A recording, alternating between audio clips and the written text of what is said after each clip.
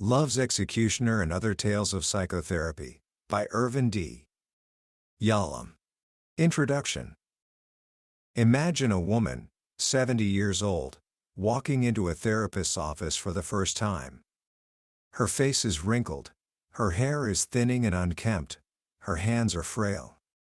She sits down, takes a deep breath, and without any prompting, says, "8 years ago I had a love affair with my therapist. Since then he has never left my mind. I almost killed myself once and I believe I will succeed the next time.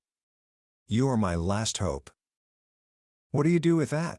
How do you begin to unravel a love obsession that has consumed a person's life for nearly a decade, an obsession so powerful it has pushed them to the very edge of existence? This isn't a scene from a movie.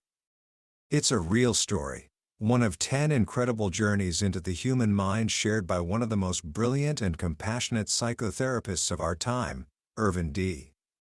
Yalom. In his landmark book, Love's Executioner, Yalom pulls back the curtain on what really happens in the therapy room. These aren't just case studies, they are raw, honest, and deeply human stories about people just like us, grappling with the kinds of pain we often keep hidden. We meet a woman so terrified of her own life that she creates other personalities to live it for her, a man facing a terminal illness who channels his fear into a disturbing obsession, and a woman who, after a simple purse snatching, has her entire view of the world shattered. Today, we're going to journey through these stories. But this isn't just about understanding therapy. By the end of our time together, you will gain a profound insight into the 4 great challenges of human existence, the deep, underlying fears that drive so much of our behavior without us even realizing it. You'll discover why we cling to illusions, why we run from freedom, and why, sometimes, the very idea of death can be the thing that saves us. This book is a masterclass in what it means to be human, and the lessons within it have the power to change not just how you see others, but how you see yourself. Book summary. To truly understand the heart of this book, we have to start with a powerful idea that drive. Yalom presents right at the beginning.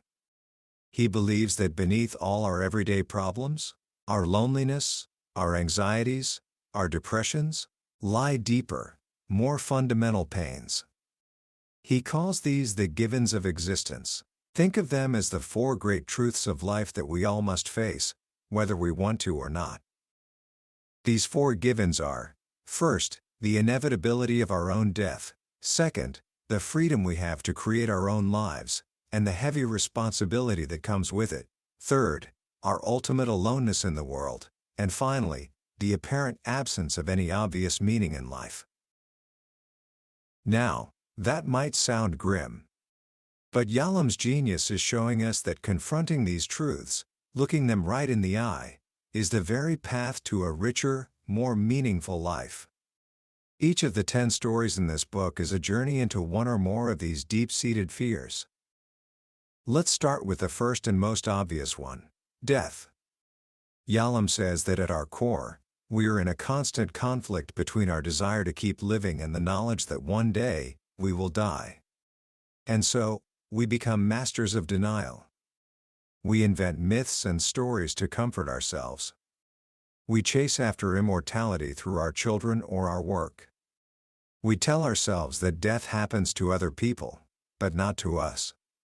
We live with a secret, irrational belief in our own personal specialness. This brings us to Elva. Elva was a woman who always lived in a privileged circle. She felt protected, charmed, as if the nasty inconveniences of life that happen to ordinary people just wouldn't happen to her. For over 40 years, her world was built on a simple, unspoken contract. Her husband, Albert, a man who could fix anything, would take care of her forever. Even after Albert died, Elva unconsciously held on to this feeling of safety. She lived as if he were still there, watching over her. Then, one day, the unthinkable happened. A thief snatched her purse in a parking lot. It was a simple crime, but for Elva, it shattered everything. It wasn't just the money she lost, It was her illusion of safety, her belief in her own invulnerability. Suddenly, her safe world was filled with menace. The robbery was a brutal confirmation of a truth she had been avoiding. Albert was gone, and she was alone and unprotected. Her cry, "I never thought it would happen to me," wasn't just about the robbery. It was the cry of someone whose shield against the harsh realities of life had just been torn away. We all carry a bit of Elva's illusion inside us. But Yalom shows us something remarkable through another one of his patients, Carlos. Carlos had a rare form of cancer and was facing his own death. He was bitter, isolated, and channeled his fear and rage into a single, all-consuming obsession: to have sex with as many women as possible. During one therapy group session, a young woman began to talk about the trauma of being raped. Carlos's response was horrifying. He asked invasive, graphic questions, clearly getting a thrill from her pain. His insensitivity culminated in a shocking statement. "If rape were legal," he said, "I'd do it once in a while." How can a therapist even begin to work with someone like that? Yalom didn't attack him or shame him. Instead, he found a way to connect with a tiny part of Carlos that was still human, the part that loved his children. He asked Carlos a simple question. "Think now, for a few minutes, about your daughter. How would it be for her living in the community you're advocating?" Suddenly, Carlos stopped grinning. The question hit him. "I wouldn't like that for her," he said simply. In that moment, something shifted. By forcing Carlos to see the world he was creating through the eyes of someone he loved, Yalom broke through his defensive wall of cynicism. Carlos began a remarkable transformation. He learned to see the humanity in others, what he called seeing that everybody has got a heart. He spent the last few months of his life not as a bitter, isolated man, but as a loving father and a supportive friend to others in his cancer group. In the end, just before he died, he whispered to Yalom, "Thank you for saving my life." It's an incredible statement. Carlos's body was dying, but his spirit had been saved. Yalom puts it beautifully: though the physicality of death destroys us, the idea of death may save us. By confronting his own end, Carlos finally learned how to truly live. This brings us to the second great given of existence: freedom. We tend to think of freedom as a wonderful thing. But from an existential perspective, it's also terrifying. It means that there is no grand design, no pre-written script for our lives. We are the authors of our own existence. And as the philosopher Jean-Paul Sartre said, we are condemned to freedom. This idea that we are responsible for constructing our own lives, with no solid ground beneath us, creates a deep anxiety. And so, many of us try to escape this freedom. We pretend we are not in control. We blame our problems on outside forces: our upbringing, our circumstances, other people. Yalom says that the first crucial step in therapy is for the patient to take responsibility for their own life predicament. As long as you believe the problem is out there, there's no reason to change what's in here. This was the central struggle for Betty, the fat lady. When Betty walked into Yalom's office, he was immediately confronted with his own powerful, negative feelings. "I have always been repelled by fat women," he confesses with startling honesty. He hated their shapeless clothes, their waddle, the way their flesh obscured the contours of the human form. He knew these feelings were his problem, a product of his own past, and he decided to take Betty on as a patient precisely because she represented his ultimate therapeutic challenge. Betty was deeply unhappy. She was lonely, depressed, and her eating was out of control.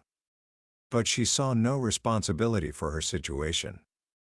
Her loneliness was because of the sterile California culture.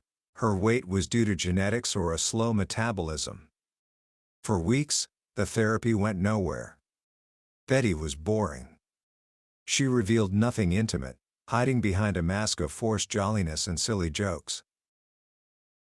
Yalom realized he had to get past the content of what she was saying and focus on the process, on what was happening between the two of them, right there in the room. He decided to confront her, gently. He told her that her constant need to entertain him was actually pushing him away, making him feel distant and less interested. It was a huge risk, but it worked. For the first time, Betty began to speak with the seriousness her pain deserved. The real breakthrough, however, came when she joined a therapy group and met Carlos, the man with cancer. Seeing Carlos's emaciated body and his hair loss from chemotherapy triggered a flood of terrifying memories of her own father, who had died of cancer when she was 12. She had watched him shrink from an obese man into a skeleton. She suddenly realized that, unconsciously, she had always believed that losing weight would make her vulnerable to cancer, that getting thin could lead to her own death. Once this irrational fear was brought into the light, she was finally free to make a decision. She began an epic diet, a grueling campaign against her own body that lasted for months. As the pounds melted away, something extraordinary happened. She began to have emotional flashbacks, re-experiencing the major events of her life that had occurred when she was at a particular weight. Her body had remembered what her mind had forgotten. As she approached 150 pounds, the weight she was when her father died, she was overcome with a profound grief she had suppressed for years. She grieved not just for him, but for her own unlived life, for the love and connection she felt had been lost forever. By taking responsibility for her body, she had unlocked the door to her deepest pains and, in doing so, began the process of truly healing herself. The struggle for freedom is also at the heart of the book's title story, Love's Executioner. This is the story of Thelma, the 70-year-old woman we met at the beginning. For 8 long years, her entire existence revolved around a 27-day affair she'd had with her former therapist, Matthew. After their brief, magical time together, he cut her off completely, and she had never stopped thinking about him since. Her obsession was so total that she told Yalom, "My life is being lived 8 years ago." Yalom recognized that Thelma had surrendered her freedom, her very existence, to the fantasy of this man. She had given him the power to determine her happiness. She even claimed that a single 5-minute phone call from him once a year would be enough for her to live happily. Thelma had a lust for submission, a desperate desire to escape the responsibility of creating her own life.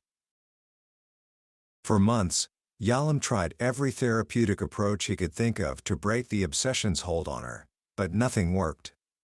Finally, he played his last card. He proposed a 3-way session with the real Matthew. Thelma, terrified but desperate, agreed. What happened in that session was something no one could have predicted. Matthew revealed that during their affair, he had been in the midst of a serious psychotic break. He had just returned from a meditation retreat in India, was hallucinating, and had lost all sense of his own boundaries. "I felt one with Thelma," he explained. "I wanted her to have everything she wanted in life. I didn't know where I ended and another started." The entire foundation of Thelma's obsession crumbled in an instant. The grand, romantic love she had cherished for 8 years was not a shared experience. He was in a psychosis, she was in a fantasy. Yalom had to deliver the final, painful blow. "You cannot recreate a state of shared romantic love," he told her, "because it was never there in the first place." He had become love's executioner. Thelma was devastated, plunged into a deep despair. She felt old, empty, and furious that she had protected this illusion for so long. She quit therapy, accusing Yalom of leaving her with nothing. It seemed like a total failure. But 6 months later, a research team followed up with her. Thelma had improved more than any other patient in the study. She was less depressed, no longer suicidal, and her self-esteem was higher. And what was the source of this miraculous recovery? She had, on her own, started meeting with Matthew for coffee once a month. By transforming the fantasy into a real, ordinary human relationship, she had finally freed herself. The execution of the illusion had, in the end, given her back her life. This leads us to the third great given: existential isolation. This isn't just about being lonely. It's the deeper, unbridgeable gap that exists between each of us and everyone else. We are born alone, and we die alone. And this fundamental aloneness creates a profound anxiety. One of the most common ways we try to escape this anxiety is through what Yalom calls fusion, the melting of our own boundaries into another person. When we fall head over heels in love, the lonely I dissolves into a blissful we. We shed our anxiety, but we also lose ourselves. Thelma's obsession with Matthew was a desperate attempt at fusion. She wanted to be consumed, to have her separate self obliterated by her love for him. Yalom contrasts this with true connection. As one dying patient memorably puts it, even though you're alone in your boat, it's always comforting to see the lights of the other boats bobbing nearby. We cannot erase our fundamental separateness, but we can ease the pain of it by being fully present for one another. This brings us to the final given: meaninglessness. In a universe that has no built-in meaning, where everything could just as easily have been otherwise, how do we find a purpose for our lives? This question plagues modern men and women, and many seek therapy because their lives feel senseless.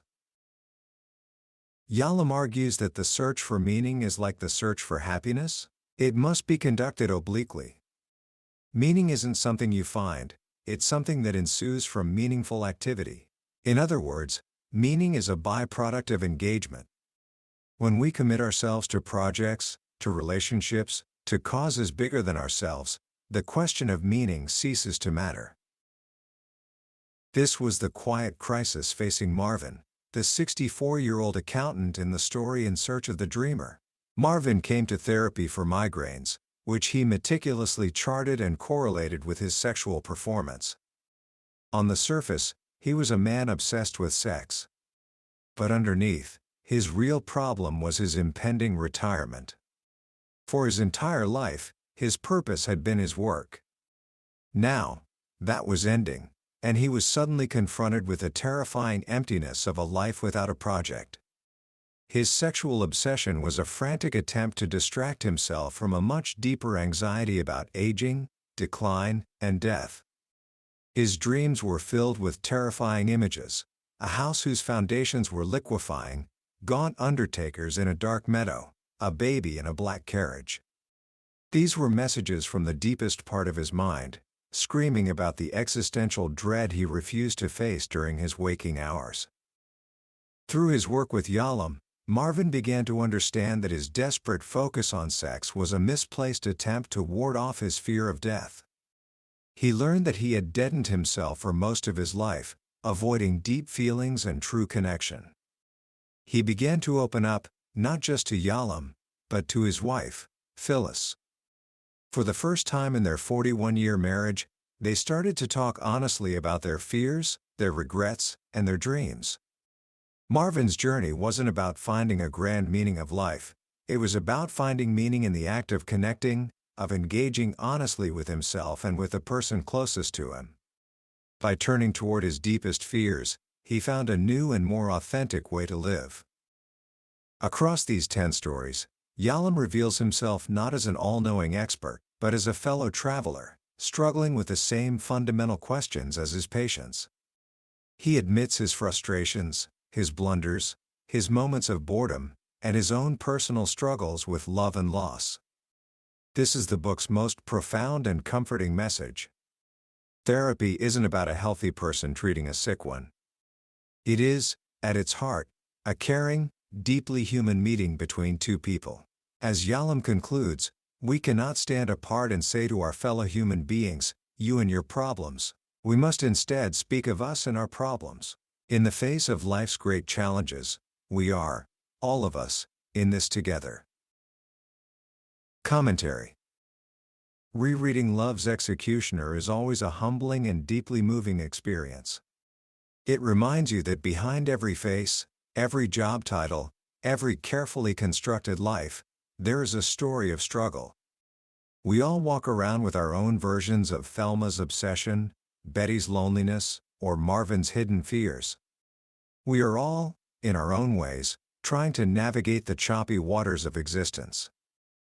The most powerful lesson I take from this book is the profound importance of authentic human connection. Yalom says it over and over, a mantra that echoes through every story. It's the relationship that heals.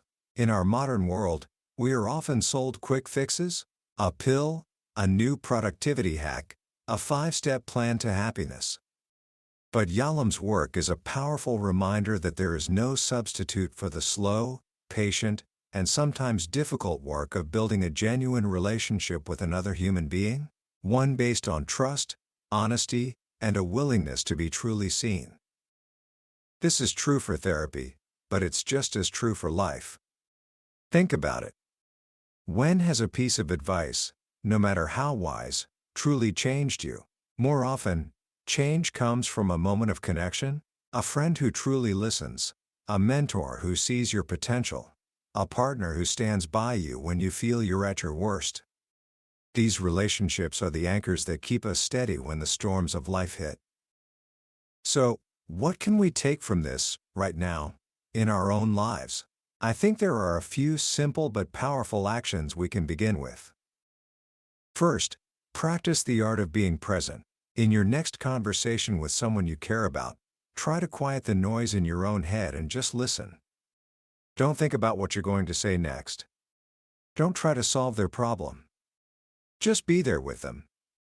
Yalom's greatest gift to his patients was his willingness to enter fully into their lives, to sit with them in their pain without flinching. We can offer a small piece of that gift to the people in our own lives. Second, gently question your own illusions. We all have them, the little stories we tell ourselves to feel safe. Maybe it's the belief that if you achieve a certain goal, you'll finally be happy. Or maybe it's the idea that you're somehow different, that the rules of life don't quite apply to you. You don't have to shatter these illusions like Yalom did with Thelma. Just ask yourself, is this story truly serving me? Is it helping me engage with life more fully, or is it holding me back? As Yalom reminds us, quoting Thomas Hardy, if a way to the better there be, it exacts a full look at the worst. Finally, embrace the idea that meaning comes from engagement. If you're feeling lost or aimless, don't sit around trying to figure out your life's purpose. Go do something. Volunteer, learn a new skill, reach out to an old friend, create something. Meaning isn't found in a grand revelation, it's built brick by brick, through the actions we take and the commitments we make every single day. That was A Journey Through Love's Executioner by Irvin D. Yalom. We've explored some of the most powerful stories and ideas from the book today, but I have to be honest with you, a summary can only ever be a map. The real treasure is found when you make the journey yourself. The true magic of this book isn't in the theories, it's in the quiet moments when one of these stories resonates with a hidden part of your own experience, when you see yourself in Thelma's longing or Betty's struggle. This summary is here to help you decide if this is a journey worth taking. If anything we've talked about today has struck a chord, I encourage you to pick up a copy. Reading it isn't just an act of learning, it's an experience that can genuinely change the way you see yourself, your struggles, and what it means to be alive. The link to the book is in the description below. Also, if you found this discussion valuable, please take a moment to like this video and subscribe to the channel. It helps us reach more curious minds like yours, and ensures you won't miss our next deep dive into another life-changing book. Let's keep learning and growing together.